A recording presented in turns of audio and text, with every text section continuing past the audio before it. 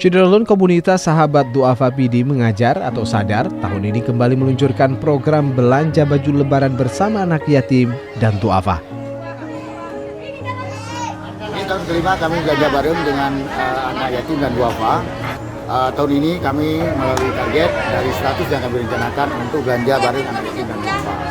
Donasi yang tahun ini kami dapatkan dari Basarnas Pusat dan Baitul Mal Aceh, GBM PLN UP 3 Sigli, dan juga donatur-donatur yang kami galang melalui media sosial.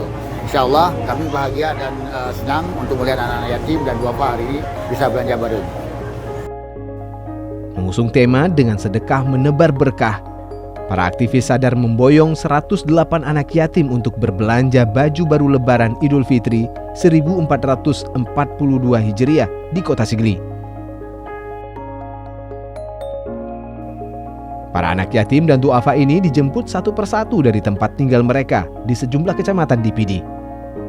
Koordinator PD Mengajar Ismail Hasabi kepada Serambi On TV Sabtu 9 Mei 2021 mengatakan program belanja baju lebaran bersama anak yatim dan du'afa ini merupakan agenda rutin yang telah berlangsung sejak 4 tahun lalu. Para pengajar Sadar menggalang donasi dari masyarakat umum dengan nilai Rp250.000 per anak. Dana itu dipakai untuk membeli 1-2 setel pakaian, baju, dan celana untuk setiap anak yatim dan du'afa.